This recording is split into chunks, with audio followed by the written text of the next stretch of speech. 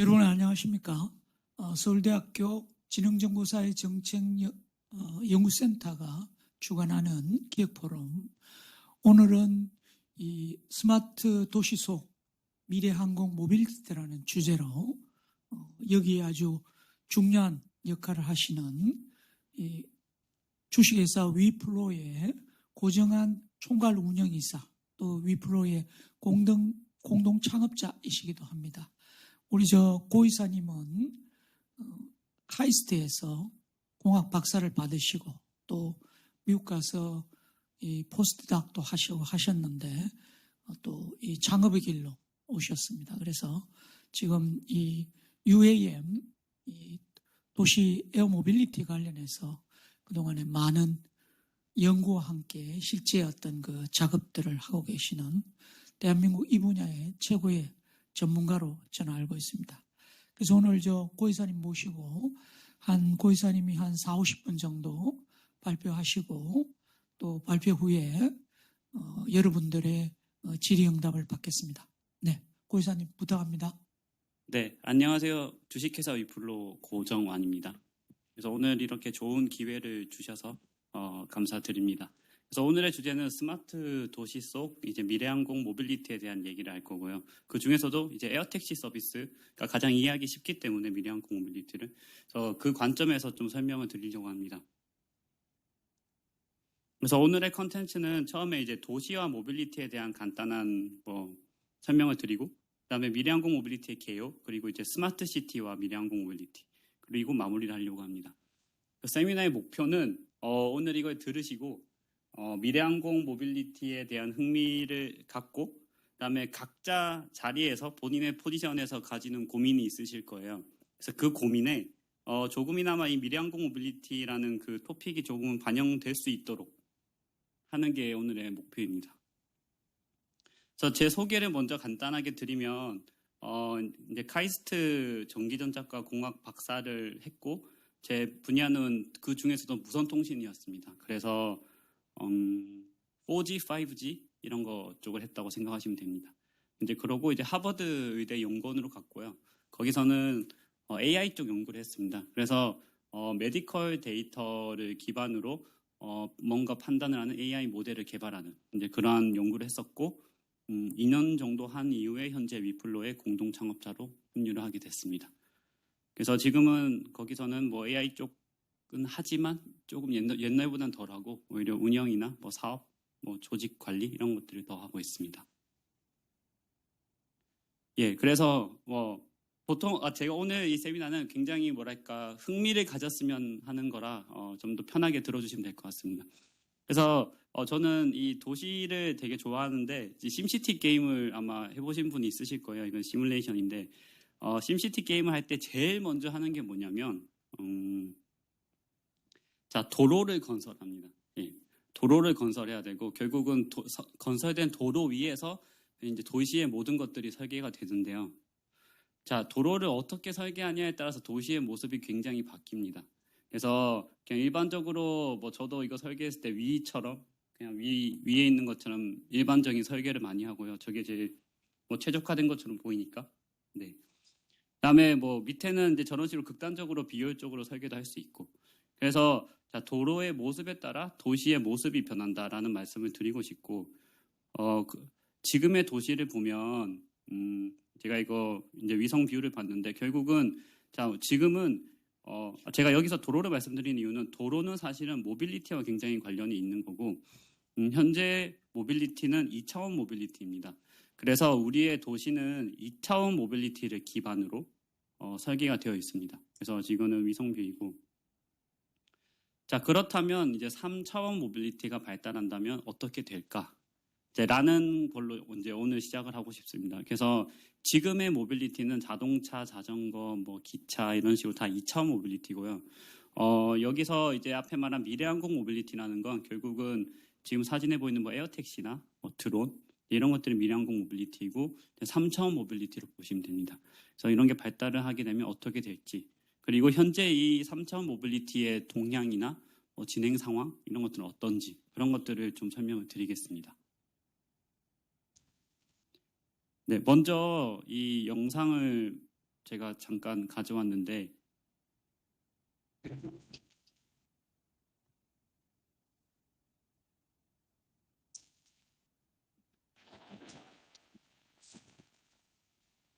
여기 보면 맨해튼에서 23년 11월에 에어택시를 날렸습니다.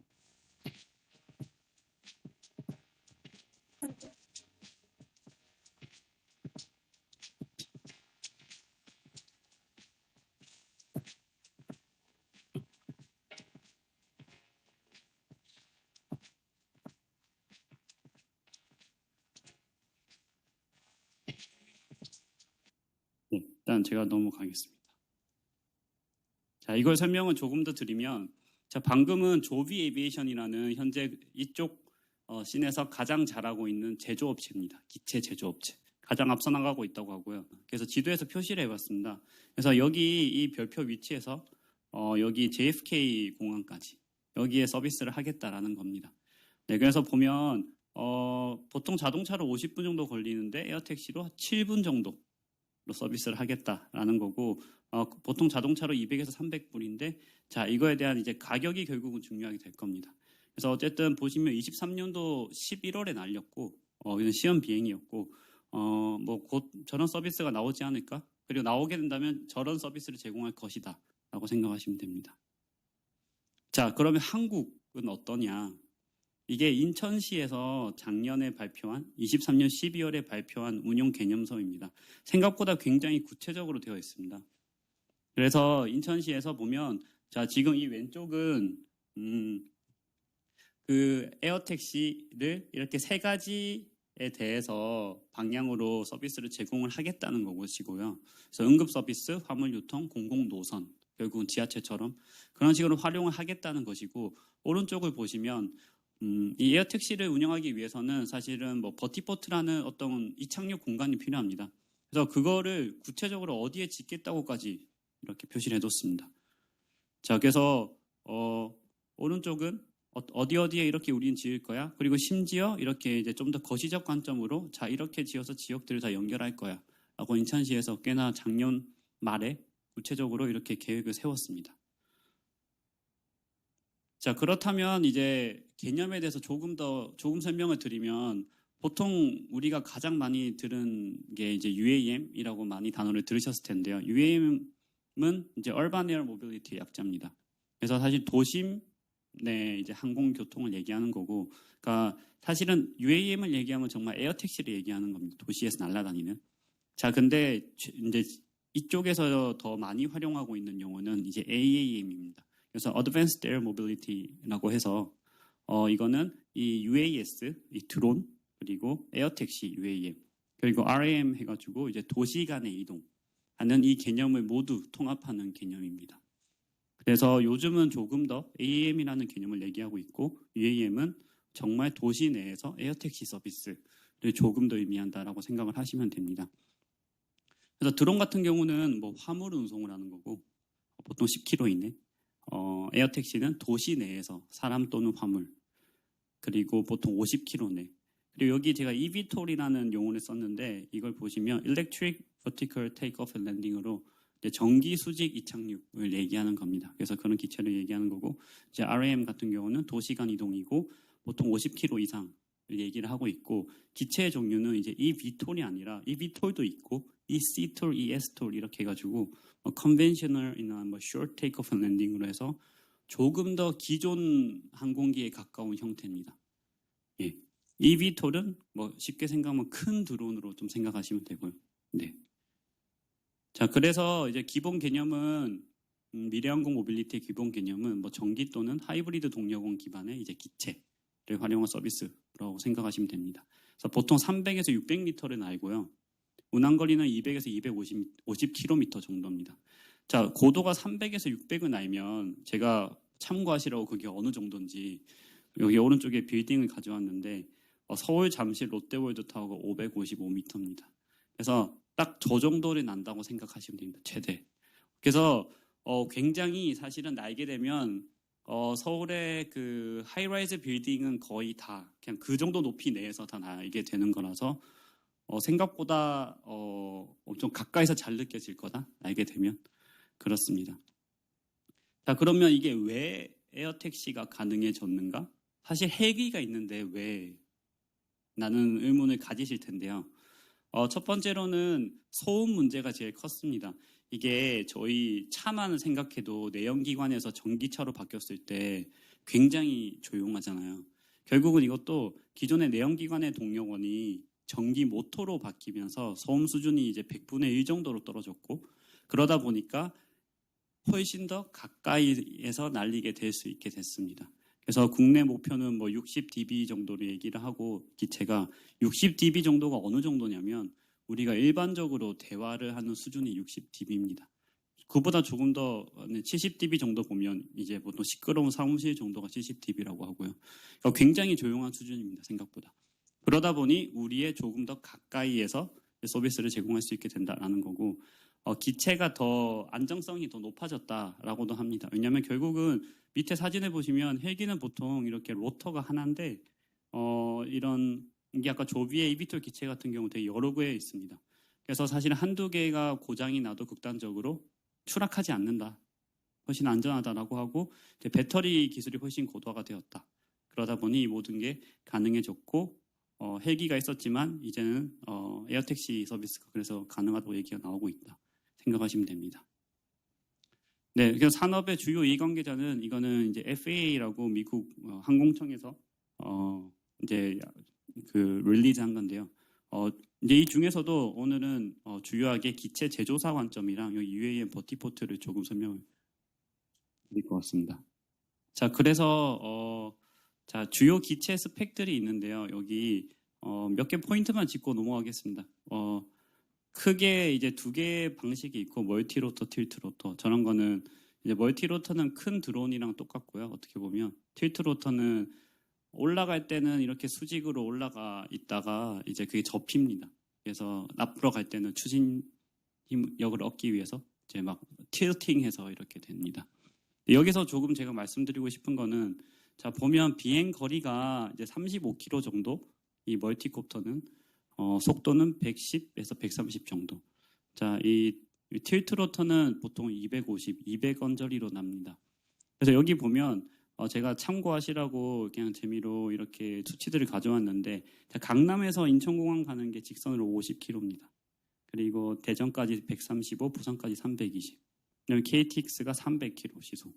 그래서 보면 이 오른쪽 방식은 KTX만큼 빠르게 날고 거리 역시 200 정도를 날면 강남에서 대전 정도까지는 커버를 한다.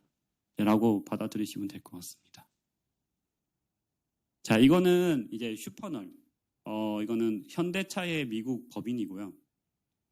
현대차가 아시다시피 현대차도 에어택시를 만들겠다라고 하고 있죠. 그래서 그 기체를 올해 CES 2024에 공개를 했었습니다. 그래서 저도 갔었고 이 사진들은 제가 현장에서 찍었던 사진입니다. 그래서 이거는 사실 모겁이라 이렇게 기체를 만들 것이다 라고 그거를 전시를 했던 거고요. 대부분의 기체 형태는 다 비슷합니다. 그래서 이 정도의 스펙을 제시를 하고 있고 4에서 5인 정도 조종사 포함해서 그런 기체를 만들겠다라고 발표를 했었습니다. 자, 그러면 저런 기체만 있는 게 아니고요. 초경량 기체가 있습니다. 울트라라이트라고. 저거는 한 명이 타는 겁니다. 한 명. 네. 그래서 이제 1에서 2인승 정도이고 100km 정도로 이제 고도 120 정도로 납니다.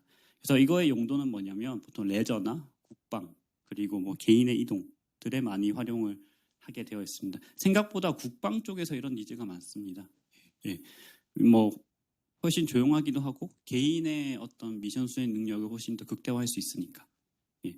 그래서 이 밑에 영상은 여기서 이 피보탈이라는 업체가 데모도 하는 영상인데요.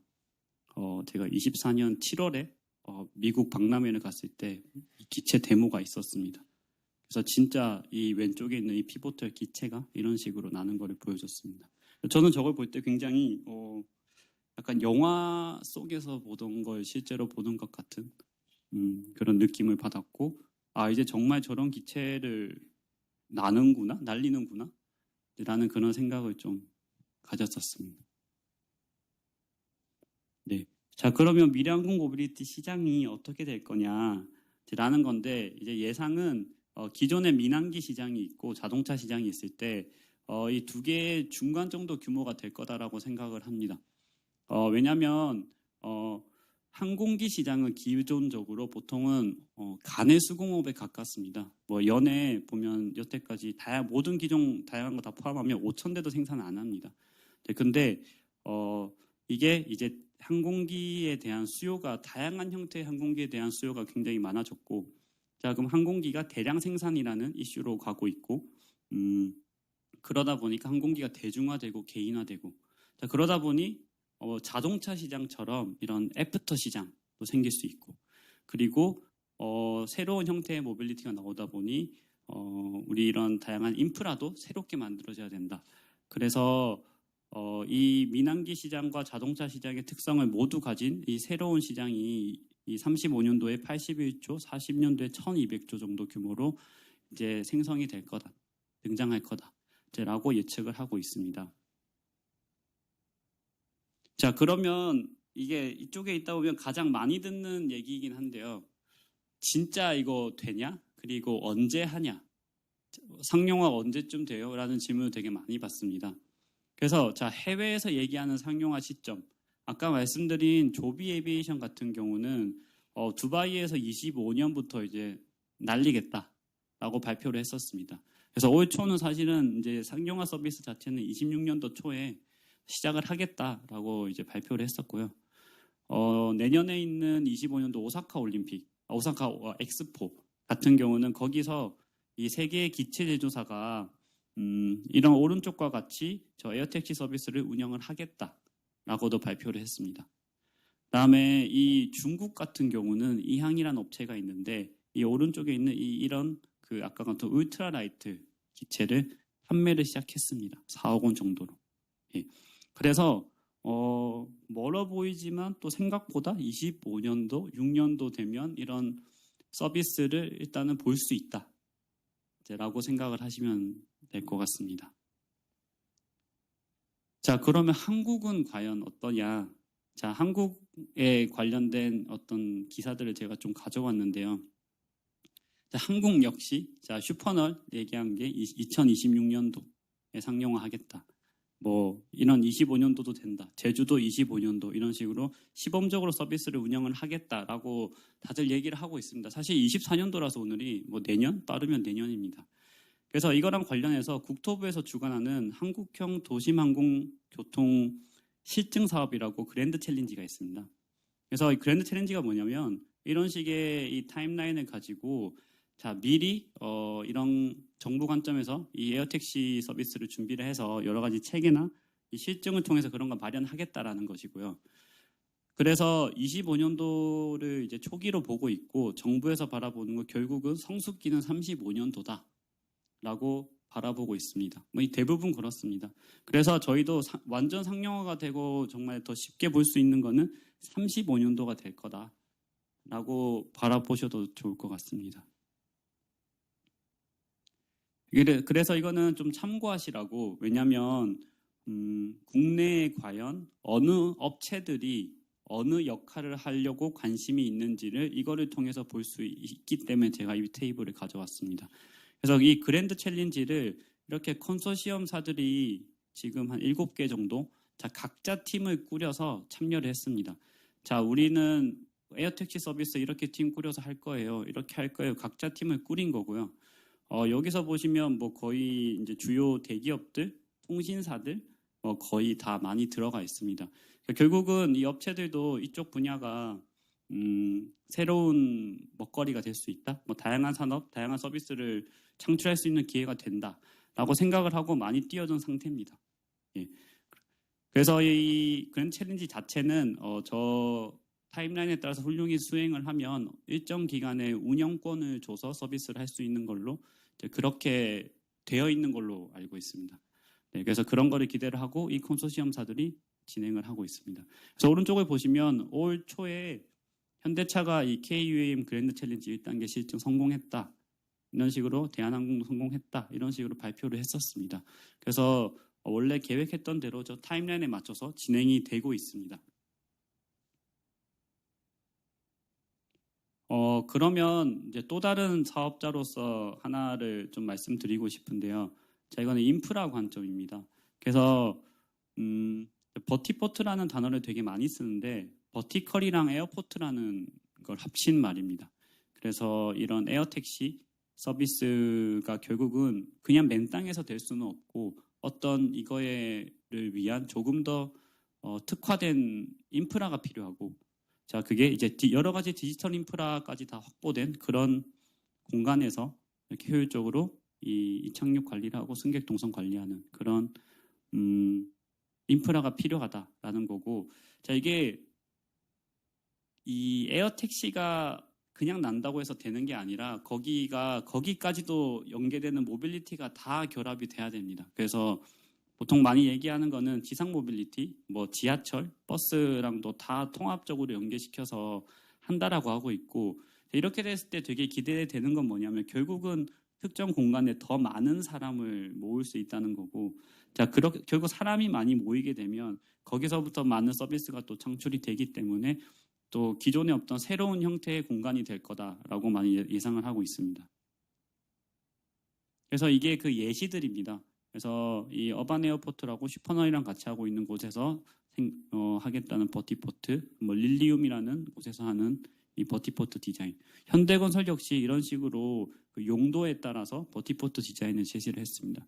그래서 뭐 빌딩의 옥상 또는 이렇게 넓은 공항 같은 형태의 공항과 연계된 버티포트 디자인. 그래서 이런 식으로 다 디자인을 하고 기획을 많이 업체들이 하고 있습니다. 자, 그래서 이거는 좀 와닿지 않으실 것 같아서 보고서에 있는 수치들을 제가 가져왔습니다. 자, 이제 정말 에어택시가 서비스가 된다면 국내에서 어떻게 될 거냐라는 거에 대한 수치를 보고서에서 가져왔는데, 자, 2035년 성숙기를 기준으로 보면 자, 1인당 킬로미터당 가격 1,300원 정도를 생각을 하고 있고, 이때 되면 이제 우리나라의 노선이 한 203개 정도 있을 것이다 라고 이런 식으로 추정을 하고 있고요. 자, 여기 시간을 보면 TAT는 턴어라운드 타임이라고 해서 기체가 지상에서 대기하는 시간을 얘기합니다. 그리고 이 FT는 플라잉 타임. 그래서 여기 보시면 기체가 약 8분을 날고 18분을 지상에서 대기하고 그 다음 다시 날고, 그러니까 결국 성숙기 됐을 때 이 30km 정도의 노선을 운행을 하는데 그게 8분 정도 시간을 날 거고, 지상에서 20분 이내로 대기를 해서 다시 돌아간다. 다른 서비스를 한다라고 보시면 되고요. TAT일 때는 보통 승객의 승하차, 뭐 충전, 점검 이런 것들이 발생을 합니다. 예. 자, 그래서 제가 뭐 서울대 왔으니까 서울대 기준으로 좀 지도 찍어봤습니다. 그래서 방금 말씀드린 2035년 시나리오를 적용을 했을 때, 자, 편도 30km를 찍으면 어디까지냐라는 걸 봤고, 마침 보니까 이 서울대 다른 캠퍼스들이 이렇게 곳곳에 분포되어 있더라고요. 자, 그래서 보면, 자, 여기 서울대 관악 캠퍼스 기준으로 이거 의대, 이 영건 캠퍼스까지가 17km 정도고, 지금 차로 1시간 정도 이내로 걸린다고 이제 네이버 찍어 보니까 그렇더라고요. 택시비 2만 원. 자, 이 시나리오로 보면, 자, 편도 30km 이내니까 8분 내 비행일 거고, 자, 비용은 대략 4만 원 이내 정도로 예상이 됩니다. 배차 간격은 20분 이내일 것 같고, 자, 이런 서비스가 제공이 될 수 있다라고 보고 35년에는 자, 이런 A, B, C, 서울대, 광교, 시흥 가는 거랑 비교했을 때 생각보다 물론 뭐 예상이지만 경쟁력 있는 서비스가 제공이 충분히 될 수 있을 거다. 뭐 한 번에 이렇게 이용하는 승객의 수나 그런 건 적을 수는 있지만 충분히 여러 가지 용도로 의미가 있을 수 있다라고 생각을 하시면 될 것 같습니다. 그러니까 이거를 제가 했던 이유는 사실 에어택시 서비스에 대해서 정말 되는 거냐라는 관점도 있고, 된다 해도 이게 뭐 돈이 되냐, 뭐 누가 쓰냐라는 그런 관점들도 좀 있어서 그거에 대해서 조금 감을 잡으셔라고 이렇게 예시를 가져왔습니다. 자, 그러면 이 산업의 리스크를 좀 설명을 드리겠습니다. 자, 이 그러니까 이게 저희가 이 사업을 하면서 이쪽 산업에 있으면서 겪는 어려움이라고 생각을 하시면 되고요. 이 에어택시 기체, eVTOL 기체에 대한 인증이 지금은 없습니다. 그러니까 그게 무슨 말이냐면 어떤 기체를 만들었을 때, 자, 이 기체는 날리기에 충분히 안전합니다라는 어떤 인증이 보통 있습니다. 그래서 그거를 받아야 기체를 날릴 수 있는데 지금 기체는 기존에 없던 카테고리입니다. 이게. 예. 그래서 원래 A라는 비행기가 자 무슨 타입이야 그러면 이런 인증을 받아 이런 게 다 정해져 있는데 이게 없습니다. 그러다 보니까 내가 기체를 만들어도 이거는 날리기에 안전해요라는 인증을 받을 방법이 없는 거죠. 그래서 그 작업을 이 항공 쪽에서 가장 이 힘이 있는 이 기관들은 미국이랑 유럽에, 미국의 FAA, 유럽의 EASA 있고 결국은 그쪽에서 지금 이 인증을 만들고 있습니다. 그래서 아까 그 조비 에비에이션이라는 곳이랑 같이 FAA가 주요하게 만들어 나가고 있고 이거는 곧 뭐 1, 2년 내로 다 완료가 된다라고 하고 있습니다. 그래서 현재 그게 가장 큰 이슈고 그다음에 이제 조종사에 대한 면허, 교육의 이슈. 결국은 아까 짧은 노선이 굉장히 많은 빈도로 운영이 될 텐데 그러다 보면 조종사가 되게 많이 필요하게 된다. 기존 대비. 자, 그런데 우리는 일단 조종사가 절대적으로 많이 필요해. 근데 어떤 능력을 가진 어떤 경험을 가진 조종사에게 이거를 서비스를 하라는 자격을 줄 거냐라는 거에 대한 체계도 전혀 없습니다. 그냥 헬기 타던 사람을 그 자격을 그대로 유지하는 게 맞아? 뭐 이런 여러 가지 이슈들. 그런 것들이 있습니다. 그래서 그거에 대한 정의가 필요하고 앞에 말씀드렸던 대로 기체를 양산하는 능력도 필요합니다. 결국은 이거는 이제 기체가 더 많이 생산되어야 되는데 기존에는 대량 생산의 관점이 아니었는데 기체가 극단적으로 자동차처럼 대량 생산을 하라고 했을 때 이게 어떻게 돼? 할 수 있을까? 그래서 이거를 위한 여러 가지 고민이 되고 있고 2019년 보시면 자동차는 6,500만 대가 판매되는데 헬기는 660대입니다. 그래서 보면 생산량 자체의 차이가 되게 크죠. 네. 그리고 이제 다른 이슈는 아까 말씀드렸듯이 잠실 롯데타워 정도 높이로 날게 되면 여러 가지 이제 위험성이 많습니다. 일단 뭐 조류 충돌도 할 수 있고 낙뢰도 되고 뭐 빌딩풍도 있고 자 이게 뭐가 이슈냐면 자 여기서 사고가 났을 때 자 이제 이때부터 뭐 보험 관점이든 이 배상 책임 보험 뭐 이 다 어떻게 계산할 거며 뭐 자 어떤 식으로 청구 범위 만들 거며 뭐 이런 것들이 너무나 복잡하고 그 피해 규모 역시도 너무 클 걸로 예상이 되기 때문에 보험사를 만났을 때 우리는 UAM 보험은 그냥 안 할 것 같다 라고 하는 것도 있었고 왜냐면 이게 도저히 너무나 큰 범위라서 어떻게 해야 될지 뭐 도저히 데이터도 없고 요율 책정은 뭐 당연히 어떻게 해야 될지 전혀 감이 없겠죠. 그래서 그런 이슈들이 있습니다. 사고가 났을 때 리스크가 너무 크다. 근데 사고가 훨씬 잘 난다. 그 다음에 자 모빌리티 서비스를 유저가 이용하려면 사실은 기존에 우리가 쓰는 지상 모빌리티 같은 사용자 경험이 돼야 됩니다. 그래서 우리가 택시나 버스를 타듯이 그냥 그런 식으로 이거를 이용할 수 있어야 돼요. 근데 우리가 보통 공항 이용하실 때 보면 한두 시간, 거의 2시간 전에 가시죠. 이게 잠실에서 인천공항 15분 날려고 우리가 한두 시간 전에 가야 되면 이건 아무 의미가 없으니까 이제 그쪽 부분을 해결하기 위한 많은 솔루션들이 나오고 있고 거기를 굉장히 최소화하려고 하고 있습니다. 그래서 그런 이슈가 있고 이제 교통관리 관점에서는 말씀드렸던 대로 그 낮은 고도에 그런 유인기도 날 거고 이제 드론도 어느 고도로 날 거고 그러다 보니 지상 모빌리티도 있고 이 모든 것들을 통합적으로 도대체 어떻게 관리를 하는 게 맞을까? 자, 지상 모빌리티, 그다음에 항공 모빌리티까지. 그래서 훨씬 더 많은 트래픽을 관리를 해야 될 텐데 이거에 대한 이슈가 있습니다. 그리고 마지막으로는 사회적 수용성 얘기가 있는데요. 그러니까 이게 결국은 기술은 정말 100% 안전하게 완벽할 수도 있지만 그럼에도 결국은 사람이 그냥 이게 불안해서 못 쓰면 결국 아무 의미가 없거든요. 그래서 기술이 완성돼도 대중이 수용할 때까지는 특히 이 항공은 더 오래 걸릴 것이다 라고 생각을 하고 있고, 결국은 이 사회적 수용성을 어떻게 극복할 것이냐, 상용화를 위해서라는 그 관점도 큰 리스크로 작용을 하고 있습니다. 그래서 보면, 근데 이쪽 씬에 있다 보면 들리는 얘기는, 자, 근데 오히려 한국이 유리하다. 뭐 미국, 유럽 이런 업체들에 비해서. 자, 왜냐? 한국이 작아요. 오히려 이 작은 국토 면적이 이 서비스에는 훨씬 더 유용하게 작용을 할 수 있다라는 관점이 많습니다. 아까 보셨을 때 운항 거리가 막 30에서 50부터 뭐 200 정도까지인데, 예를 들어 미국에서는 그 정도 날면 뭐 그냥 여전히 같은 도시나 뭐 계속 허허벌판 위에 날고 있거나 그럴 수 있습니다. 근데 한국 같은 경우는 그 정도 커버리지가 되면 사실은 도시간 이동이 돼요. 그리고 한국이 섬이나 산악지형이 굉장히 많고, 제가 그래서 몇 개 지역들을 이렇게 동그라미 쳤는데, 자, 여기 보면 섬이 굉장히 많습니다. 그래서 애초에 지상 모빌리티가 갈 수 없는, 그 인프라를 갖출 수 없는 그런 공간이 되게 많습니다. 그래서 짧은 거리 내에 많은 섬이 있으니까 저 에어택시 서비스가 오히려 수요가 많을 수 있다. 충분히. 이제 그렇게 많이들 바라보고 있고요. 그래서 이제 이번에 항공의 패권을 한국이 가져올 수 있는 그런 좋은 기회다라는 얘기도 이 항공업계에 계시는 분들한테선 들을 수 있었습니다.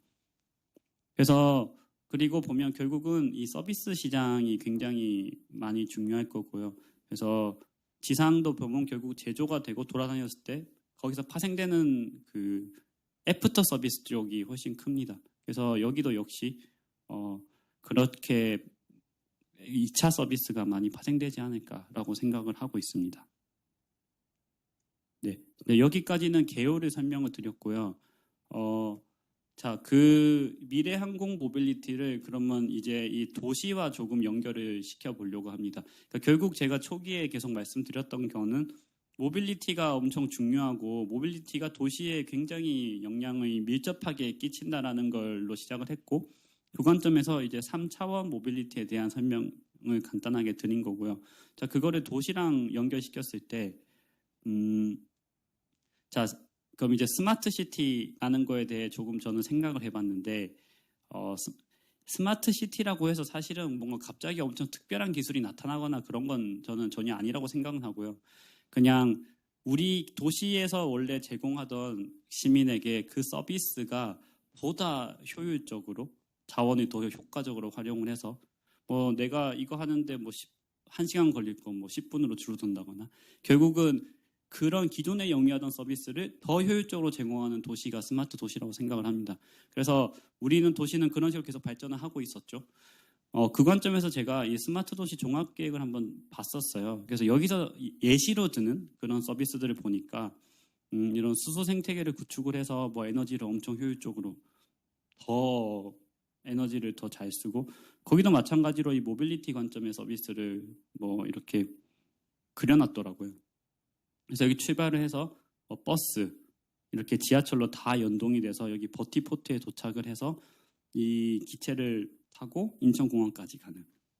그래서 여기서 다 보통 MAAS라고 해서 모빌리티 애저 서비스, 이래서 모든 모빌리티를 하나로 엮는 플랫폼, 이런 식으로 해서 이런 서비스를 제공을 하는 도시, 스마트 도시에서는 이렇게 할 거예요 라고 얘기를 하고 있었습니다. 자, 그러면 결국은 이제 방금 제가 말씀드렸던 맥락으로, 자, 도시에 방금 말씀드린 미래항공 모빌리티가 결합이 돼서 우리가 기존에 제공하던 서비스, 제공받던 서비스가 더 효과적으로 효율적으로 제공을 받게 되는 게 스마트 시티다라고 저는 이제 말씀을 드리고 싶고요. 자, 이거의 개념이 어디에 잘 반영이 되어 있지라고 제가 좀 찾아봤을 때, 그리고 평소에도 관심이 있었던 곳이 이 사우디아라비아에서 얘기했던 네옴시티, 이 시티 더 라인입니다. 그래서 이게 2030년까지 하겠다고 하고 있고, 보면 이 사막에 이렇게 일자로 170km 정도의 도시를 짓습니다. 근데 여기서 이제 그 슬라이드, 그 피치덱 같은 데서 제가 가져온 게 있는데, 자, 여기 보면 이 컨셉이 여기 Zero Car and Carbon Emission입니다. 그래서 여기는 차가 없습니다. 차가 다니는 지상 모빌리티 개념을 개인의 차 개념이 없어요. 여기는 그냥 기차 개념으로 왔다 갔다 하고 나머지는 다 이 항공 모빌리티로 합니다.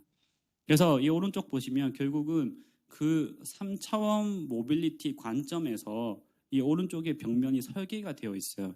여기 보면 뭐 리테일, 오피스, 뭐 헬스 이런 식으로 이 섹터가 다 나눠져 있고, 그러니까 굉장히 기존 2차원 모빌리티 기반으로 설계를 해놨던 도시를 여기는 그냥 처음부터 3차원 모빌리티 기반으로 관점에서 설계를 해둔 거죠.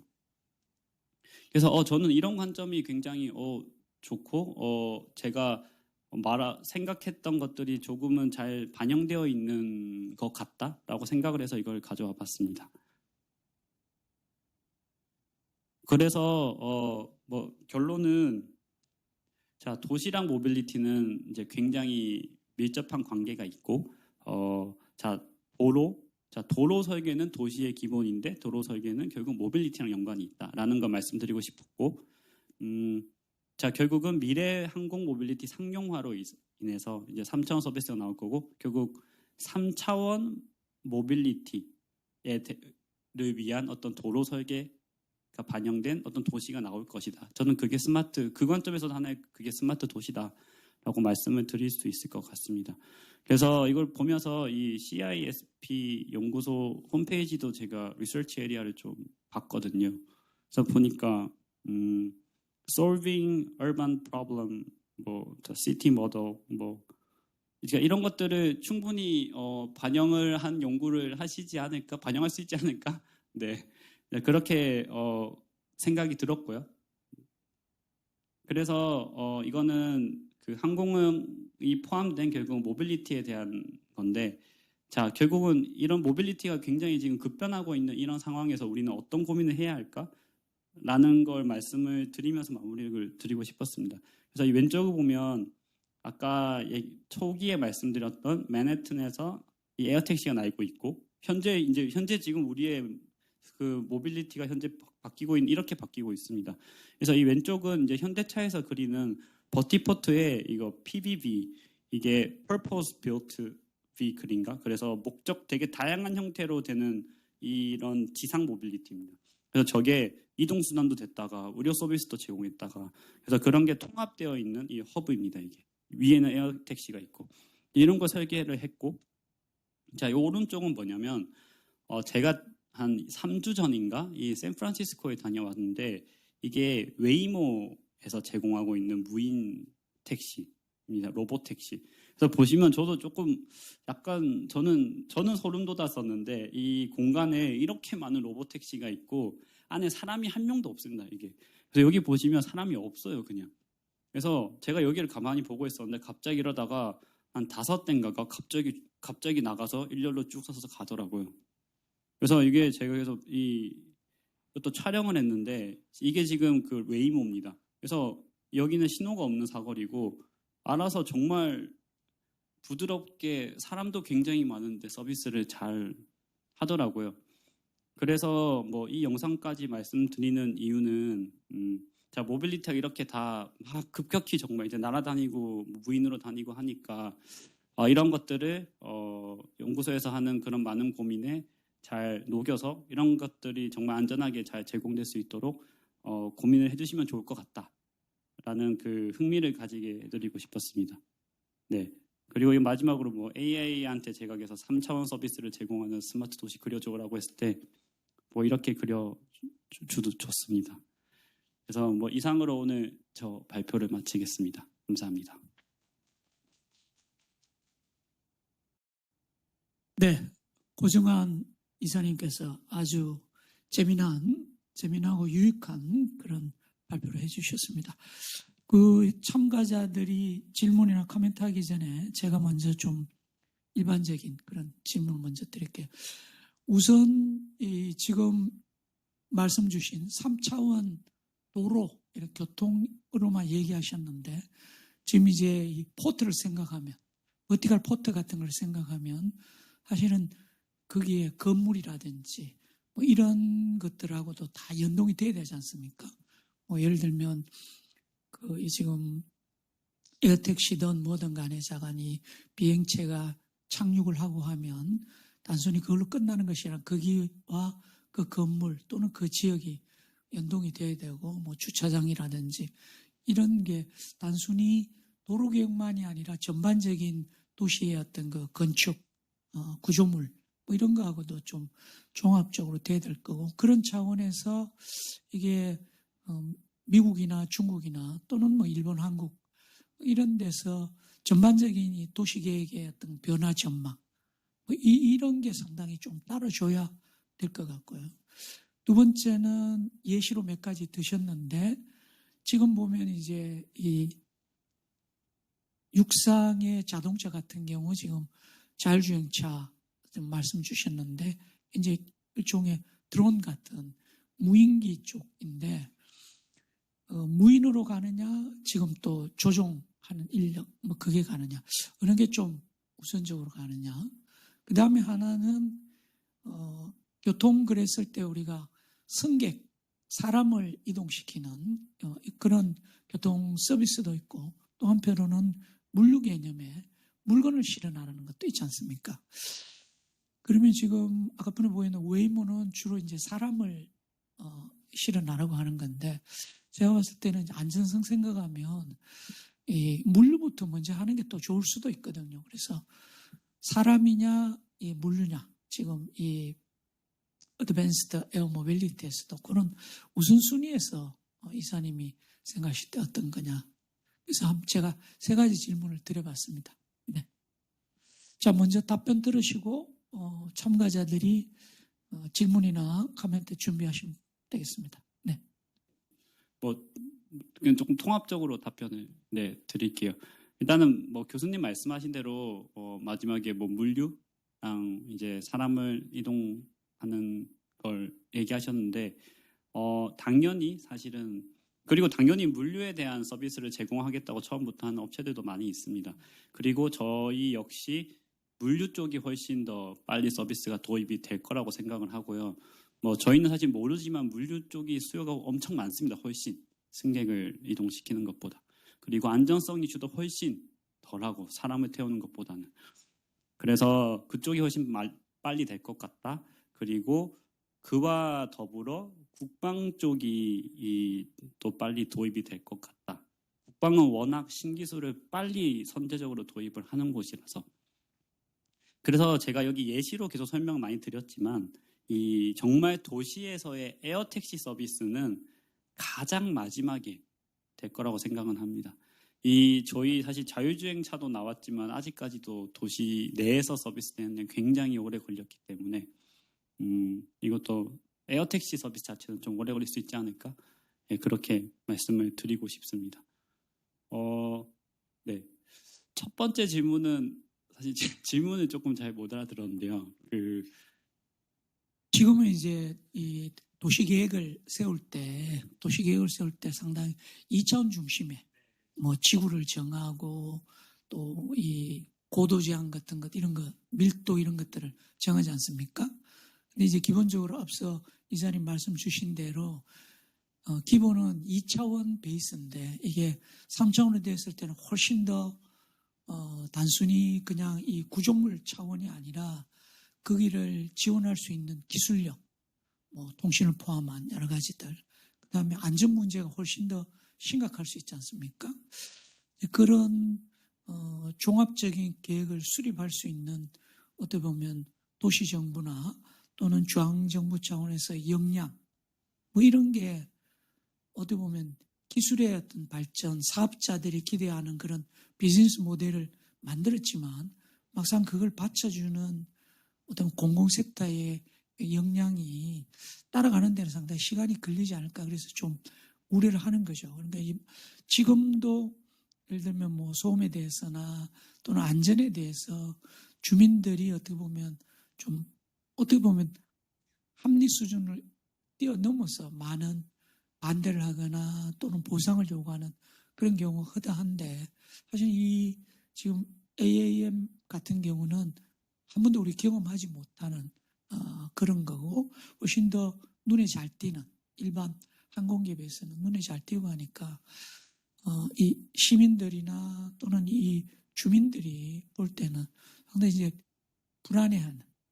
그러면 우리 대한민국 정부든 또는 뭐 대도시의 시장 같은 경우도 다 우리 주민의 그 투표에 의해서 선출되는 분들이니까 오히려 이 산업적 그런 이 미래를 바라보고 선제적으로 가기보다는 반대가 많으면 일단은 좀 완벽하게 될 때까지 미루는. 그러니까 나눠본 마이 텀. 내 임기 중에는 뭐 하지 않고 격려는 하되, 말로는 격려를 하되 실제로는 액션을 취하지 않는 뭐 그런 게 충분히 예상이 되기 때문에 한번 거기에 대해서는 어떻게 좀 예상을 하고 또 혹시 대책은 있으신지. 네, 말씀 주셨던 대로 자, 특히 이 항공 이 3차원 모빌리티가 서비스가 된다고 하면 엄청나게 많은 더 큰 변화가 되게 있을 거라고 생각은 돼요. 왜냐하면 인프라 관점에서도 되게 많이 바뀔 수 있고, 사실 우리는 모르지만 자율주행차 역시 사실은 주행이 되려면 여러 가지 디지털 인프라가 굉장히 많이 갖춰져야 됩니다. 뭐 되게 빠른 뭐 데이터 링크 통신도 돼야 되고, 뭐 우리는 모르지만. 근데 이게 기존의 도시에 이거를 녹이는 게 과연 될까? 예, 가능할까? 된다면 엄청나게 많은 시행착오와 많은 걸 뭐 다시 갈아엎거나 막 이래야 될 것 같은데, 그래서 뭐 저의 추측은, 그리고 뭐 가장 효율적인 방법은 애초에 그거를 따로 정말 어떤 곳에 처음부터 그거를 다 세팅을 하는 어떤 도시를 구축하는 게 제일 효과적이지 않을까? 어차피 모빌리티가 훨씬 더 효율적으로 더 많은 거리를 쉽게 이동할 수 있으니까 그런 식으로 되지 않을까 하고, 그게 제일 빠르게 될 것 같다. 그래서 처음부터 통신 다 엄청 빠르게 다 모든 구역 커버할 수 있게 다 잘해놓고, 그래서 그런 게 가장 좋을 것 같고, 이게 기술적 관점 말고도 이게 서비스 되기 위해서 좀 필요한 뭐 정부적 관점의 노력이나 그런 게 뭐가 있을까라는 그 관점에서는 하나 저는 좋은 조금 예시로서는 이 드론 쪽에 대해서도 이런 뭐 5개년 계획 같은 게 있습니다. 그래서 그 중에 하나가 27년인가 보면 3차원 주소를 딴다고 되어 있어요. 그래서 그게 현재 우리 주소는 보통 2차원에 가까워요. 마찬가지로. 그냥 도로 주소하고 끝이죠. 근데 자, 3차원 주소를 딴다는 거는 이제 행정적인 체계 자체에서도, 그리고 이제 우리가 이제 하다못해 배송 서비스를 한다고 해도 이제 3차원 관점의 서비스를 할 거니까 몇 층 어디에 어느 3D 좌표에 둔다는 거죠. 그래서 이것도 이제 생각해 보니까 기술만 된다고 되는 게 아니라 그런 행정적인 체계가 갖춰져야 다 될 수 있는 거고, 그런 관점에서 그 정도 시기까지 이런 거를 다 구축해 놓는다는 거는 되게 좋은 것 같다. 예, 기술이 있어도 그거 없으면 서비스 아마 안 될 거거든요. 그래서 그런 류의 노력들이 되게 더 많이 필요하다라고 생각은 들고요. 네. 그리고 뭐 추가로 이 시작 전에 제가 박사님께 보통 어떤 얘기를 나누면 좋겠냐라고 여쭤봤었어요. 그래서 얘기를 주셨던 게, 자, 이 사업적으로 우리가 이 비즈니스를 진행을 하면서 겪는 좀 행정적 어려움이나 뭐 정부 기관과의 뭐 이런 걸 하는 그런 어려움이나 뭐 경험들을 좀 공유해 주면 좋겠다라고 하셨었는데, 현재 저희는 이제 뭐 드론 쪽 그리고 이 에어택시 쪽 이런 거를 다 관여해서, 이쪽은 거의 다 주로 정부 주도로 되고 있습니다. 뭐 아직 시장이 초기 단계다 보니까 결국은 정부가 주도를 해서 어느 순간 민간으로 활성화를 시키겠다라고 하고 있고, 그래서 자, 비즈니스를 함에 있어서 사실은 뭐 드론을 예시로 들었을 때 아직까지도 많은 제도나 그런 게 잡혀 있진 않습니다. 예. 그래서 어떤 상황일 때는 날리는 게 안전하다. 뭐 이 지역에서는 뭐 이러면 허가를 내주고, 뭐 그리고 뭐 안전을 보장하기 위해서는 뭐 어떤 체계가 만들어져야 돼. 뭐 지금은 예를 들어서 뭐 무조건 사람이 뭐 거기 있어야 돼. 이국장이 한 명, 창국장이 한 명, 이런 식으로라든지. 그러니까 이런 식으로 많이 되어 있어요. 그러니까 아마 제 생각에는 행정적 관점에서는 결국은 시민과 도시의 안전을 지키기 위해서 굉장히 보수적으로 아마 만들어놨을 것 같고 적어도 뭐라도 있어야 지금 돌아가고 있으니까 뭐라도 일단 초안은 만들어야 될 것 같고 그래서 굉장히 보수적일 거고 비즈니스 관점에서는 그거를 하려다 보면 전혀 수익성이 안 맞죠. 예. 그래서 그 간극은 저는 뭐 어차피 이건 어쩔 수 없 당연히 존재한다고 생각하고 그 간극이 빨리 메워질수록 이제는 이게 이 정부 주도 이 과제 사업 동안 이게 메워지고 끝났을 때 이게 민간으로 그래야 활성이 될 수 있을 것이다라고 생각은 합니다. 그래서 뭐 식상하지만 뭐 그런 간극들이 있습니다. 그런 어려움이. 네. 네, 발표와 아까 답변 감사드립니다. 네, 저는 징성사회 정책연구센터 전영환 박사호 연구원이고요. 오늘 발표 정말 잘 들었습니다. 사실 제가 개인적으로도 좀 이제 관심이 있는 주제이기도 하고, 이제 항공이나 이런 것들 원래 평소 관심이 있어서 정말 재밌게 들었습니다. 사실 이런 도시 개념에서의 항공 모빌리티에 대한 것들은 특성을 좀 고려해서 생각을 해보면 제가 정말 많은 질문이 있습니다만 정말 짧게 2개 정도로 압축을 해보자면 이 도심 공간에서 항공 모빌리티의 특성을 고려한 제도, 이 모빌리티 관련된 제도 얘기를 먼저 드리고 싶고, 두 번째는 이런 새로운 교통수단의 새로운 등장으로 인해서 닿을 수 있는 어떤 사회 재난 안전 관리 문제를 두 번째로 얘기 드릴 수 있을 것 같아요. 첫 번째 같은 경우는 어떻게 보면 아까 3차원 모빌리티라고 말씀하셨는데 저는 현재도 사실 3차원에 해당하는 게 존재한다고 생각하거든요. 하지만 이런 것들이 3차원으로 보이지 않는 이유는 현재 레이어가 적층되어 있긴 합니다만 중간이 비어 있습니다. 예를 들어 저희가 교통 모빌리티를 생각하면은 지하로 다니는 지하철과 이제 그 위에 지상에 다니는 일반 뭐 교통수단들, 대중교통수단 버스 같은 것들이 있고 그 위에 건물 높이 정도로 2, 3층 건물 높이 정도의 고가도로 연결된 순환도로 이런 것들이 구성되어 있고 거기를 또 이용하는 택시나 그리고 이제 고속버스 그리고 시외버스들이 존재를 하죠. 그리고 그 위에 공간이 같은 것이 이제 기존 기성 항공기들이 다니는 고고도에 있는 항로들일 텐데 이런 그 세 번째 마지막으로 등장하는 이런 도심 항공 모빌리티들이 가운데를 메꾸면서 진정한 3차 모빌리티를 완성한다고 생각을 합니다. 하지만 이 항공 모빌리티가 사실 이제 완전 시장이 초기 단계에 있다 보니까 그리고 기술도 초기 단계에 있고 시장 초기 단계에 있다 보니까 여러 혼란이 야기되게 되는데 그런 것들이 사실은 이 특성을 고려하면서 어떻게 이거를 만들어갈 것인가에 대한 그 질문에서 시작을 한다고 생각을 해요. 예를 들어 이제 저고도를 활용한 항공 모빌리티인데 그건 필연적으로 일단 소음 규제를 충족을 해야 되고요. 그 두 번째로는 저고도이기 때문에 기존 항공기보다 더 많은 연료를 쓰고 더 적은 속도로 갈 수밖에 없게 됩니다. 여러 규제들도 그렇고 기술적으로도 그렇고요.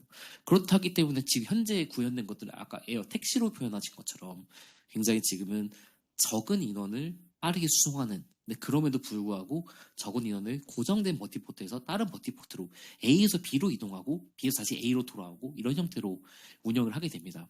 근데 이런 것들을 현재 기존의 기성 모빌리티와 좀 비교를 해본다면 어떤 이용하려는 고객층이나 아니면은 현재 역할군은 택시에 걸맞죠. 왜냐하면 빨리 이동하고 싶은 소수의 인원이 버티포트를 이동해서 택시를 이용한다라는 분명히 있고요. 근데 사실은 이런 운영 형태는 항공기에 가깝습니다. 항공기라고 하면 어쨌든 간에 고정된 항로를 대량으로 수송을 함으로써 운송된 사람들이 다시 하위 체계의 교통수단을 통해서 버스나 택시나 아니면 지하철을 통해서 자기가 원하는 곳으로 이동하는 그런 모습이 보이게 되는데 에어택시는 이 역할과 현재 그 구성이 좀 살짝 안 맞는 부분들이 있거든요. 왜냐하면 이런 것들이 되려면 실질적으로 버티포트가 고정된 위치 아까 2030년 기준으로 52개의 버티포트를 구성하는 것이 일단 1차 목표로 되어 있었는데 버티포트 개수가 한정되어 있고 고정되어 있다는 것은 버티포트만을 이용하려고 움직이는 인구 이동이 있다는 것이고 그 인구 이동이 이게 활성화되면 활성화될수록 병목 현상이 생길 수밖에 없는 것이죠. 예를 들어서 버티포트에서 날아가는 항공 모빌리티가 소형 택시 형태로 구성이 되어 있다면 결국 이 정해져 있는 교통 수요를 충족하기 위해서 더 많은 비행기를 자주 날려야 되는 문제가 생기고 그러면은 더 많은 항공 모빌리티가 필요하고 더 많은 교통 관제와 그리고 정비 소요가 발생하게 되는 것이죠. 그렇다면 이거 활용하게 되면 결과적으로 이게 대형화돼야 되는데 대형화될 수 있는 폭과 그리고 대형화될 수 있는 역량은 기술 수준에서 결정한다고 생각하거든요. 근데 현실적으로 저희가 가지고 있는 UAM 로드맵 같은 경우는 2030년, 2040년까지 상용화를 완료하고 발전시키겠다라는 것들이 보이는데 실질적으로 20년 정도 기간 동안 기술 발전이 얼마나 이걸 대형화시키고 규격화시킬 수 있을지에 대한 좀 의문이 좀 있습니다. 그래서 현재 실무계에 계시는 그 이사님 입장에서 이런 그 항공 모빌리티가 현재 개인용 또는 한두 명, 4명 정도를 태우는 소형 택시 같은 형태로 쭉 갈 것 같으신지 아니면 좀 더 이게 기술 발전에 따라서 정말 대중교통처럼 변화할 것 같은지에 대해서 한번 인사이트를 공유해 주면 좋을 것 같고요. 두 번째는 뭐 아까 보험 쪽에서 얘기하셨지만 재난안전 얘기를 안 할 수가 없어요. 왜냐하면 특히 우리나라 행안부가 이제 발전을 하면서 사회재난이라는 걸 공식적으로 이제 우리나라 재난안전관리 체계에서 관할하게 되었습니다. 그러면서 이제 어떤 새로운 교통수단이나 어떤 사회에 자극이 생기면 이거 다시 사회재난으로 규정을 하고 관리를 하게 됐는데 사실은 저희가 현재 재난안전법 상에서 기본법 상에서는 교통사고, 해상사고까지 그리고 해상사고, 항공사고까지 포함되어 있습니다. 그런데 UAM 관련된 AAM 관련된 사고를 항공사고로 볼 것인가 또는 다중교통시설에 뭐에서의 사고로 볼 것인가 또는 개인 모빌리티니까 개인 간 차대차 사고 같은 걸 볼 것인가에 대한 것도 사실 굉장히 논란이 될 수 있는데 이런 부분에 대해서 실무적으로 하실 때 그러니까 보험사에서 그런 말을 여러 말씀해 주셨잖아요. 근데 특히 안전관리 계열 쪽에 있으시니까 이런 것들이 사실 실제 정부에서 이런 것도 좀 디파인하고 보험업계와의 협력을 통해서 체계를 구축하려고 하는 그런 노력들이 이루어지고 있는지 거기에 대해서 좀 경험을 좀 공유해 주면 좋을 것 같습니다. 네, 일단 뭐 좋은 질문 감사드리고요. 일단 첫 번째에 대해서 일단은 설명을 답을 하자면 뭐 이게 대중교통이 될 거냐, 뭐 어떻게 될 것 같냐라는 그 관점에서는 뭐 기존의 지상 모빌리티를 대체하는 관점은 아니고 새로운 모빌리티가 하나 등장하는 거죠. 그래서 저는 그거에 맞는 어떤 서비스가 제공이 될 거라고 생각하고 저는 오히려 그거는 뭐 이제 특정 집단이 원하는 어떤 서비스일 수도 있고, 저는 되게 긍정적으로 좋게 생각하는 서비스는 공공 서비스 쪽을 제공하는 겁니다. 그래서 가장 쉽게 생각하면 뭐 닥터 헬기가 가장 좋은 예시가 되지 않을까. 결국은 이게 정말 개인으로 대중교통까지 내려오기까지는 많은 시간이 걸릴 거고, 그거는 저는 정말 뭐 사회적 수용성과 뭐 생산도 이제 기술적으로 생산도 많이 해서 단가도 내려가고 뭐 엄청 이제 안전한 체계 다 갖춰지고 하면 정말 이제 아까 말한 뭐 대형화나 좀 더 그런 니즈가 많아져서 그런 이슈가 생길 것 같지만 그 전에는 이런 공공 서비스로부터 많은 시작을 할 거고 그게 의료든 그리고 물류든 이런 관점으로 시작이 많이 되지 않을까라고 생각은 하고 대형화 관점은 되게 더딜 것 같아요. 예.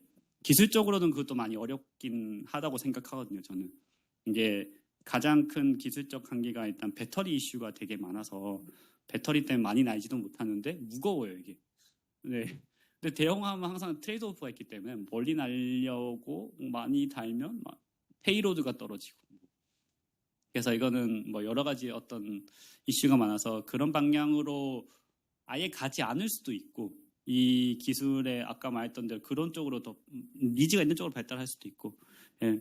일단은 뭐 공공 서비스로 활발하게 많이 시작돼서 그거는 꽤나 많은 거를 대체하거나 아니면 없던 거를 더 제공을 잘할 수 있거나 하게 될 것 같다는 생각입니다. 네. 그리고 두 번째의 안전 관련 사고 관련해서는 네. 보험사랑 얘기했을 때는 자, 에어택시는 사실은 되게 멀어요. 먼밀해요. 뭐 아까 30년, 35년 얘기했지만 자, 보험이 있다 쳐요. 보험 가입자 수가 얼마 안 될 거예요. 기체가 많이 없으니까. 자, 그러면 그거를 떠나서 자, 그러면 드론을 가지고 이제 얘기를 하면 사실은 드론에 대한 보험도 잘 없습니다. 네. 자, 그래서 그쪽에 가장 페인 포인트는 뭐였냐라는 것들을 보면 자, 보험사가 결국 하는 일은 자, 내가 사실 비즈니스잖아요. 내가 했을 때 이게 사고가 얼마가 날 거야라는 걸 예측을 하고 그거를 고려한 요율을 매기는 게 보험사의 주요한 비즈니스예요. 네. 그래서 요율 매긴 것 대비 사고가 덜 나야 이득인 거죠. 네. 자, 그렇다면 사고 데이터가 있어야 됩니다. 네. 자, 항공 쪽은 데이터가 없어요. 하다못해 드론이라도 지금. 예. 그러다 보니까 보험이 잘 나오지 않고 그 데이터를 얻기 위한 아니 하다못해 뭐 시뮬레이션을 통해서라도 그런 쪽에 여러 기술들이 나오고 있고 드론 쪽만 해도 그 보험을 고민하고 하기 위한 기관들이 정부가 들어간 그런 기구가 있는 걸로 알고 있습니다. 그래서 그런 고민들을 해결하기 위해서 언제까지 이제 어쨌든 상품이 필요한 건 맞고 왜냐하면 이 항공 모빌리티가 그렇다고 안 할 거냐는 아니기 때문에 결국은 될 거라서 자 이런 것들을 준비하기 위한 그런 관점의 기구들이나 그런 것들이 드론은 있다. 에어택시는 아직은 조금 멀어서 아마 드론에서 많이 잡아서 그걸로 이제 많이 확장이 될 것 같습니다. 네. 뭐 조금 더 거기서 말씀드리면 그리고 행정적 관점이나 결국은 이 도시 이 체계를 잡는 관점에서 그러니까 가장 어려운 포인트가 여전히 이 기체는 자 우리 예를 들어서 뭐 여기 서울에서 날려도 되는 기체야라고 인정해주는 체계 하나랑 자 지금 이 순간 이 환경 세팅에서 너는 떠도 돼라는 거를 정하는 기준 이것이 굉장히 어려울 거라고 생각을 합니다. 네. 그래서 거기서 산업계와 정부의 그 간극은 계속 존재할 거고, 예. 그래서 그게 잘 좁혀지지 않는 한, 결국은 뭐 비즈니스가 더 훨씬 뒤로 미뤄질 수도 있고, 뭐 결국은 돈이 안 벌리면 결국은 안 되거든요. 예. 그래서 그럴 것 같습니다. 부사님 조금 마지막에 말씀 주신 그 안전기준 관련해가지고 지금 비가 오거나 뭐 바람이 많이 불어도 자동차가 또는 지하철이나 철도가 다니는 데는 큰 그 규제가 없지 않습니까? 그런데 배라든지 비행기 같은 경우는 바람이 많이 불거나 또는 뭐 안개가 작게서 시계가 흐리면 비행기 이착륙이 안 되지 않습니까? 그런데 지금 이제 AAM 같은 경우 바람이라든지 또는 뭐 비가 많이 온다든지 또는 뭐 안개가 낀다든지 뭐 이런 거에 있어서 기존의 그 항공의 안전 이 규제 수준 이런 것보다 조금 이게 될 수 있나요? 아니면 그보다 더 까다롭게 되나요? 어떻게 되나요? 제 생각에는 훨씬 까다롭게 될 것 같고 기존 거를 가져오기 더 어렵다고 생각은 합니다. 왜냐하면 운항하는 고도가 달라서 애초에 아까 말씀드렸던 대로 그냥 잠실타워 높이라고 생각을 하시면 거기서의 특성은 환경 특성은 훨씬 달라요. 아까 말씀드린 대로 뭐 빌딩 풍제가 얘기도 드렸고 뭐 낙뢰도 있고 새도 있고 뭐 근데 사실 우리가 보통 운항하는 그 고도에는 훨씬 더 그런 게 없습니다. 예. 그래서 아예 판단하는 기준이 이제 훨씬 달라질 것 같고 그러다 보니 엄청 망설이는 거죠. 아까 말씀하신 대로 뭐 Not in my term이었나? 그래서 내 임기 동안 사고 나면 안 되니까 그 위에 분들이 뭐 쉽게 도입 안 하지 않을 항상 그게 있을 것 같아요. 예. 그래서 예를 들어 드론만 해도 드론도 결국 드론이 계속 그 먼저 절차를 밟아가고 있는데만이 최근에 이제 좀 규제나 뭐 승인이 됐던 게 뭐 비과시권 비행 뭐 이런 게 있어요. 뭐 그 전까지는 드론을 날릴 때 무조건 조종사 눈앞에 있어야 돼. 보이는 그 궤도 내에서. 예. 근데 뭐 이런 걸 갖추고 이렇게 되면 뭐 이런 날씨에 뭐 이러면 비과시권 비행이 가능합니다. 라는 게 이제 만들어지는 그 같은 맥락이에요. 뭐 결국은 그래서 자율 무인으로 하면 훨씬 더 스트릭한 기준이 적용될 거고 하다못해 이제 조종사가 있다 쳐도 자 이런 날씨에 이렇게 되면 뭐 이거는 뭐 안 됩니다. 그게 엄청 세세하게 잘 나와 있어야 되지 않을까. 네, 그렇게 생각합니다. 혹시 이 참가자 중에 질문이나 코멘트 있으시면 마이크를 끄시거나 손 들면서 네, 안녕하십니까. 저는 서울대학교 재능정보사회 정책연구센터 석사연구원 신재용이라고 합니다. 저도 이제 지금 보험 관련해서 듣다 보니까 질문이 있어가지고 이제 말씀을 드리게 되었는데요.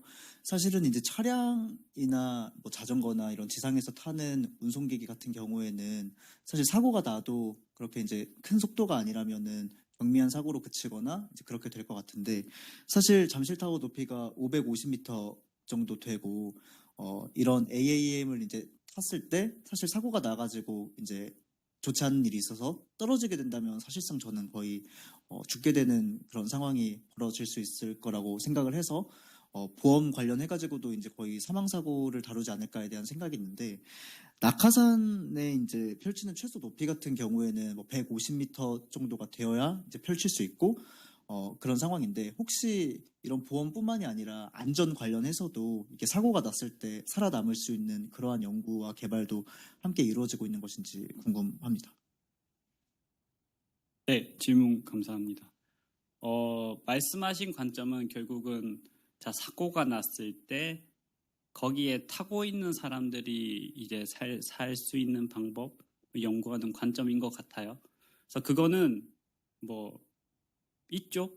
네, 당연히. 뭐 기존에 이미 존재하던 게 있을 거고 그게 뭐 크게 다를까? 뭐 물론 말씀하시는 높이가 더 낮아서 뭔가 이슈가 있을 수는 있지만, 네.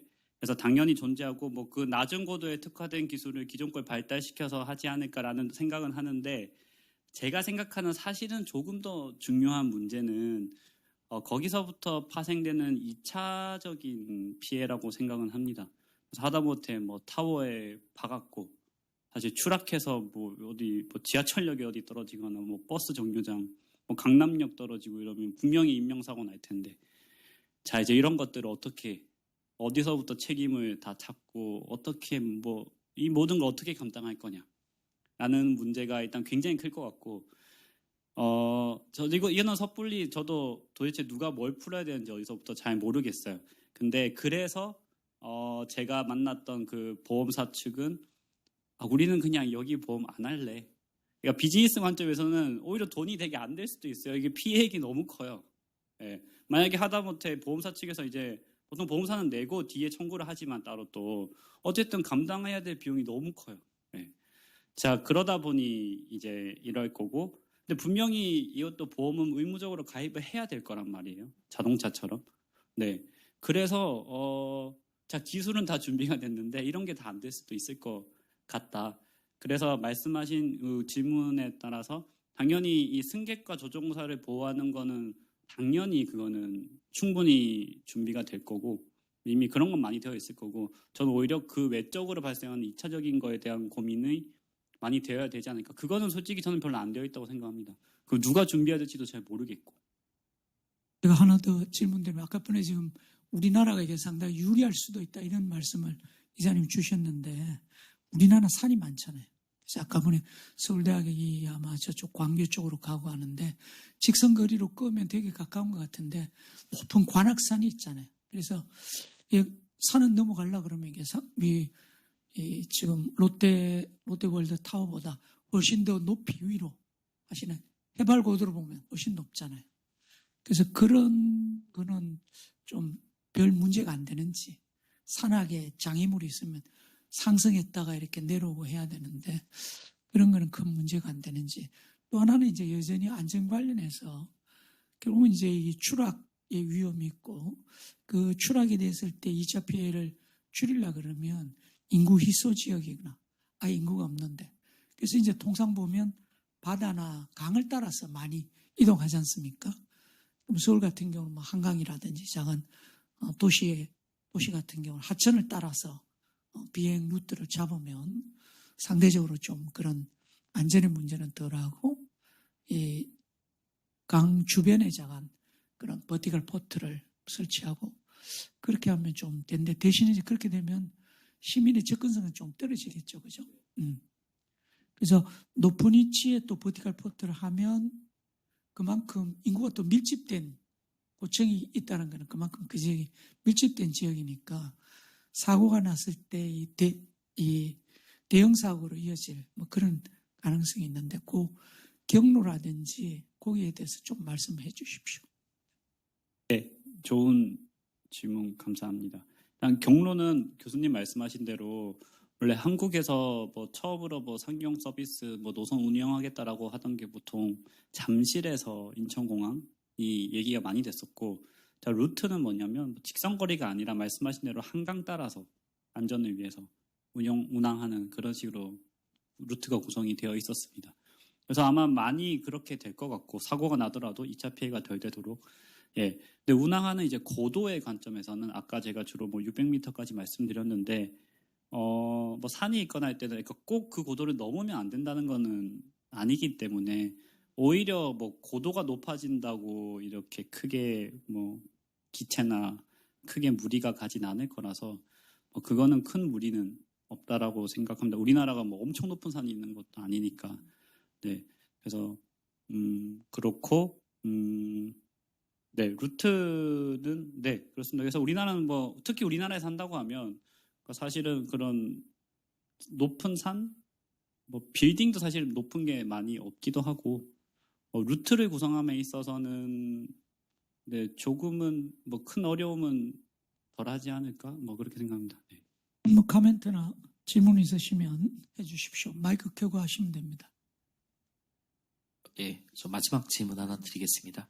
일단은 제가 생각한 것이 아까 그 국토교통부에서 주관해서 여러 가지 이제 로드맵 사업을 하고 있고 여러 컨소시엄들이 참여하고 있는데 사실은 그 기업 지원 정책 측면에서 보면 컨소시엄 아까 그 대표적인 그 주자들을 보니까 뭐 항공 운항 관련 이제 데이터 가지고 있는 항공사 그리고 뭐 모빌리티 관련해서 경험이나 많이 쌓여 있는 현대자동차라든지 그리고 뭐 워낙에 데이터베이스 많이 가지고 있는 통신사 위주로 컨소시엄이 돌아가고 있는데 이런 측면에서 이제 이사님께서는 위플로의 스타트업에서 이제 하고 계시니까 이런 것들이 이제 어떤 그 로드맵 사업에 참여하거나 또는 이런 관련 연구를 진행하고 어떤 그 사업을 진행하실 때 얼마나 그 데이터 그러니까 관련된 공공 데이터라든지 이런 기수 데이터에 대해서 지식 확산이나 그 정보 공유가 얼마나 잘 되고 있는지가 좀 궁금해요. 왜냐하면 안전 측면에서는 뭐 우리나라에서 가지고 있는 여러 공공 안전 데이터들 아까 비트품 얘기하셨지만 뭐 바람기 데이터들이 이제 구성돼서 이제 공유되는 것들이 있고 그리고 이제 고도 데이터라든지 이게 뭐 물론 일부분은 뭐 국방에 관련된 거기 때문에 일단 대외비 부분이 있겠지만 그런 부분은 뭐 국가에서 관리할 수 있지만 사실은 실제로 어떤 모빌리티라고 했을 때는 굉장히 민감한 데이터도 있고 사기업들이 가지고 있는 데이터들이 많이 가지고 있는데 이런 그 데이터의 접근성이 낮은 측면에서 스타트업이 이러한 뭐 항공 모빌리티 사업에 진출을 하고 그리고 사업을 이어나가는 데 있어서 정부의 지원이나 이런 것들이 어떻게 잘 이루어지고 있는지 좀 경험을 좀 얘기해 주시면 좋을 것 같아요. 네, 알겠습니다. 네, 되게 좋은 말씀을 해주셨는데요. 특히 비즈니스라는 관점에서는 특히 요즘 뭐 AI 이런 것도 얘기하면서 데이터가 가장 중요하긴 합니다. 그리고 우리나라는 사실은 데이터가 디지털 인프라가 잘 구축된 편이라고 생각은 하고 뭐 LX 같은 데도 보면 뭐 디지털 트윈 만들어서 이제 좀 막 다 데이터 얻으려고 하고 그래서 그런 게 사실 공공에 엄청 많이 개방이 되어 있는지는 상대적으로 좀 되어 있지만 사실은 회사가 비즈니스하는 입장에서는 뭐 무조건 꼭 도움이 되는 데이터는 솔직히는 아니고요. 왜냐하면 관점도 그런 게 아니니까. 네, 네. 그래서 여전히 뭐 데이터는 항상 부족하고 그래서 그런 것들이 그런 실증 사업이나 이런 걸 통해서 많이 얻으려고 합니다. 왜냐하면 특히 항공 같은 경우는 결국은 우리가 안전이랑 위험을 평가하고 데이터를 얻고 싶은 거면 사고가 나야 되잖아요. 나야 데이터를 얻는 거고 사실 사고를 맨날 낼 수 없으니까 뭐 사실 한 번 나면 데이터 뭐 극단적으로 한 번 나오면 데이터 1개 이렇잖아요. 예. 100개 얻으려고 100번 낼 수도 없고 그러니까 이런 어려움은 되게 많아요. 항공은 더 심하죠. 자동차는 뭐 그래도 조금 이렇게 자체적으로 테스트하고 하지만 그래서 데이터를 얻는 건 굉장히 어렵고 그걸 위해서 그 노하우를 얼마만큼 잘 갖췄냐가 이쪽 업계의 그 업체들의 뭐 경쟁력이고 그래서 다시 질문에 답을 드리면 정부가 되게 데이터적인 거를 잘 준비하고 많이 그 퍼블릭에 오픈하려고 하지만 회사 입장에서 비즈니스에 정말 도움이 되는 거는 아마 어차피 그런 식으로 접근은 잘 안 될 거고 네 그래서 여전히 그런 관점에 어려움은 있다. 근데 이거는 뭐 회사가 알아서 잘 해야 되고 기술력 갖춰야 되는 거라고 생각을 합니다. 네. 마무리하기 전에 제가 지금 아까 분에 소개해 주신 그 조비 에비에이션 미국 그리고 중국은 뭐 BID 같은 이런 드론의 경쟁이 막강하잖아요. 근데 앞서 이제 현대기아차가 이제 저쪽으로 기체 쪽을 하겠다 그러는데 이사님 보시기에 어느 정도 경쟁력이 있는지 미국의 조비나 중국의 뭐 비아디나 이런 거 비교해서 현대차가 갖는 기체 제작의 경쟁력 또는 전망, 좀 마무리 짧게 답변 주시면 고맙겠습니다. 네, 뭐 제가 함부로 뭐라 할 건 아니지만 일단 개인적으로는 뭐 무조건 잘 됐으면 좋겠고요. 그리고 어떻게든 되게 하지 않을까라고 생각합니다. 왜냐하면 이 산업을 포기하기에는 너무나 많은 기회가 있기 때문에 사실 차만 해도 차 완성시키는데 굉장히 많은 제조와 부품 산업이 발달하는 거랑 마찬가지로 자, 항공이라는 거 패권을 사실은 거의 미국, 유럽이 기존에 가지고 있었는데 자, 이제 우리가 가져올 때가 됐다라는 거고 그래서 그런 관점에서는 결국은 정부도 다 하려고 하게 할 것 같고 현대차의 역량을 제가 뭐라 할 건 아니지만 저는 요즘엔 특히 더 잘하고 있다고 생각은 하고 있습니다. 예.